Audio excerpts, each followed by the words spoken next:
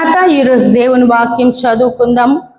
యెషయా గ్రంథము 33వ అధ్యాయము 6వ వచనం చదువుకుందాం. యెహోవా భయము వారికి ఐశ్వర్యము.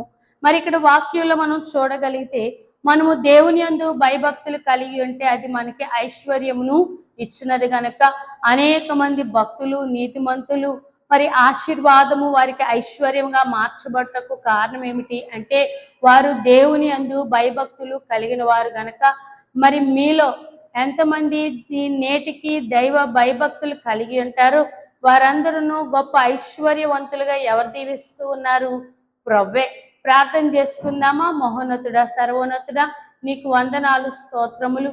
యెహోవా భయము వారికి ఐశ్వర్యము అని ప్రభువా నీవు లేఖనము సెలవిచ్చినట్లుగా ప్రభువా లోకంలో పాపములోను చెడుగులోను పడిపోకుండా దైవ భయము కలిగి ప్రభువా వారు దేవా తండ్రి లోకాన్ని అంటించుకోకుండా జీవించగలుగునట్లు సంపూర్ణ ఆశీర్వాదాలతో నింపి ప్రభువా ఆ భయమును బట్టి ఐశ్వర్యము అనగా నీ వాక్యానుసారంగా నడుచుట ద్వారా వారిని గొప్ప ఐశ్వర్యవంతులుగా దీవించి ఆశీర్వదించమని యేసు నామములో వేడుకొంచున్నాము తండ్రి.